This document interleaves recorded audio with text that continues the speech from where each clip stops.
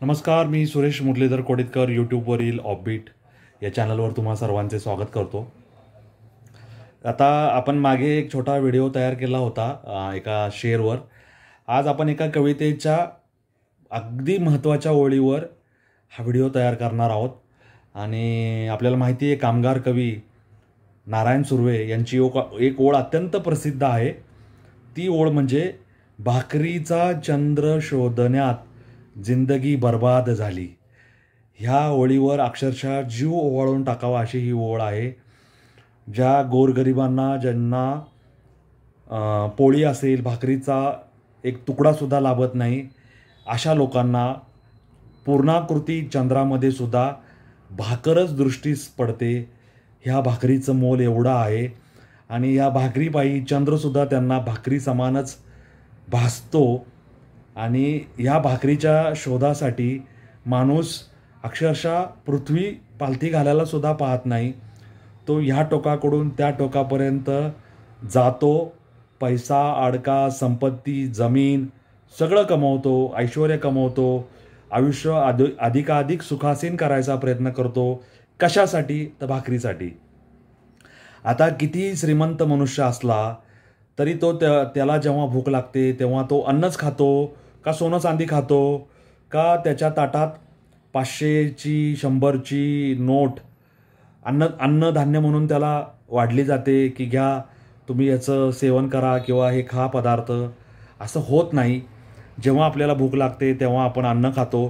त्या अन्नाच्या दर्जामध्ये फरक असेल. कोणी पंचतारांकित हॉटेलमधील अन्न मागवत असेल, कोणी चांगल्या खानावळीमधलं मागवत असेल, कोणी आणखी कुठून मागवत असेल रेस्टॉरंटमधून, कुणी घरगुती चांगले स्वयंपाकी असतील, त्याच्याकडे आचार्य असतील, ते त्याला करून देत असतील. पण वेळेवर पोटाला जेव्हा भूक लागते तेव्हा अन्नच लागतं. डॉक्टरांनी जे औषधं लिहून दिले ते वेळेवर घ्यावे लागतात. तेव्हा आपलं जीवन आपण व्यवस्थितपणे, आपलं हे शरीर व्यवस्थितपणे आपण चालवू शकतो. आणि हे चालवण्यासाठी आपल्याला भाकरीशिवाय गत्यंतर नाही.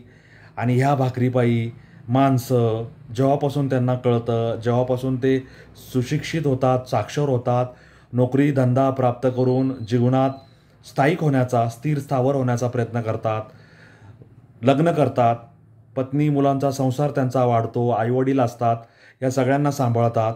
आणि ते शेवटपर्यंत भाकरीच्या शोधात, भाकरीच्या तयारीसाठी पैसे कमवत राहतात, घर बांधतात, कर्ज काढतात, गाडी घेतात, कर्जावर गाडी घेतात, कर्ज फेडत राहतात, आपल्या मुलांना लहानाचं मोठं करतात, त्यांना सक्षमतेने उभं करतात. आणि एक दिवस हे जग सोडून निघून जातात. आणि मुलांनासुद्धा ते तेच धडा देतात की आम्ही असं जगलो, तुम्ही असं जगा, मोठे व्हा. पण कुणी किती मोठा झाला, त्याने मार्ग बदलला तरी जगण्याचा संघर्ष कुणालाही चुकलेला नाही. असे फार कमी लोक आहेत की जे जन्माला येतानाच तोंडात सोन्याचा किंवा चांदीचा चमचा घेऊन जन्माला आलेले आहेत. आणि समजा त्यांना जरी असा चमचा मिळालेला असेल तरी त्यांना त्यांच्या वाडेवडिलांनी उभं केलेलं हे सगळं जे एम्पायर आहे ते राखायला सुद्धा संघर्ष करावा लागतो. त्यामुळे त्यांनासुद्धा भाकरीचा संघर्ष हा चुकलेला नाही. त्यामुळे त्यांचं सुद्धा आयुष्य ह्या भाकरीच्या संघर्षात वाया जातं असं मी म्हणणार नाही, परंतु ते या भाकरीच्या शोधात खर्ची पडतं. फक्त ह्याच्यात सकारात्मक बाब अशी की त्यांनी हे एम्पायर उभं करून अनेक लोकांना नोकरी, व्यवसाय ह्याच्यासाठी मदत केलेली असते. अनेक लोकांना रोजगार दिलेला असतो. आणि त्यांच्या घरीसुद्धा चूल ह्या माध्यमातूनच पेटलेले असते. आणि त्यांच्या घरातील कुटुंब, कच्चे बच्चे ह्या भाकरीवरच जगत असतात. त्यामुळे भाकरीच्या शोधात जिंदगी बर्बाद झाली असं जे म्हणलं आहे ते किती सार्थ आहे, ते किती योग्य आहे, याबद्दल तुम्हीसुद्धा विचार करावा असं मला या व्हिडिओच्या निमित्ताने आपल्या सर्व दर्शकांना, आपल्या सर्व प्रेक्षकांना आवर्जून सांगावं असं वाटतं आहे. भाकरीच्या शोधात किंवा भाकरीचा चंद्र शोधण्यात जिंदगी बर्बाद झाली. हा चंद्र आकाशातला कधी कोणाला लाभतच नाही, परंतु ज्याच्या पानात, ज्याच्या ताटात भाकरीचा चंद्र, पोळीचा चंद्र लाभलेला आहे त्याने खरोखर दैवाचे आभार मानावेत असं मला या निमित्ताने सांगावं असं वाटतं. कारण असे फार भाग्यवान आहेत की ज्यांना 2 वेळचं अन्न मिळतं. असे जगामध्ये असे ह्या पृथ्वीतलावर अनेक लोक आहेत की ज्यांना हे 2 वेळचं अन्नसुद्धा लाभत नाही. तेव्हा ज्यांना मिळालंय त्यांनी त्याबद्दल परमेश्वराचे आभार मानावेत.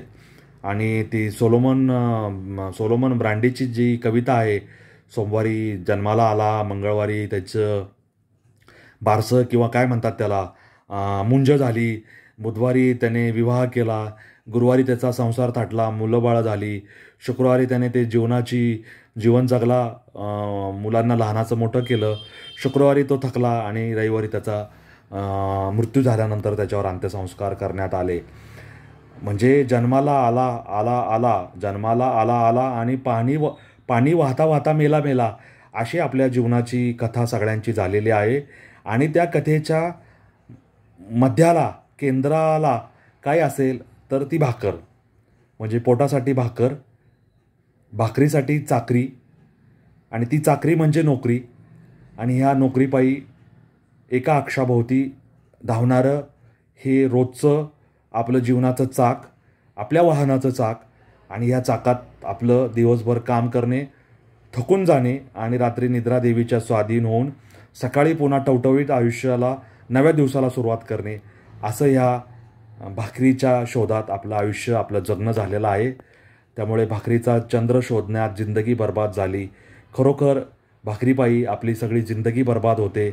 आणि शेवटी माणूस विचार करतो की मी जीवनात काय कमवलं आहे, तेव्हा त्याचे दोन्ही हात रिकामे असतात.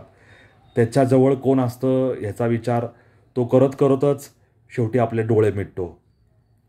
त्यामुळे भाकरीचा चंद्र शोधण्यात जिंदगी बर्बाद झाली. भाकरी पण नाही मिळाली, चंद्रही नाही मिळाला, आणि सोन्यासारखं जे आयुष्य होतं त्याची सार्थकता, त्याला जीवनाचं सार्थक सोनं नाही करता आलं. आणि शेवटी खंत असते, खंतावलेलं मन असतं, दुःखी असतं, आणि इच्छासुद्धा अपुऱ्या राहतात. आणि माणूस राम म्हणून प्राण त्यागतो आणि लोक त्याच्यावर अंतिम संस्कार करतात. तेव्हा भाकरीचा चंद्र शोधण्यात जिंदगी बर्बाद झाली याच्यावर तुम्ही विचार करा. तुमचेही काय विचार असतील ते मला कॉमेंट बॉक्समध्ये लिहून कळवा.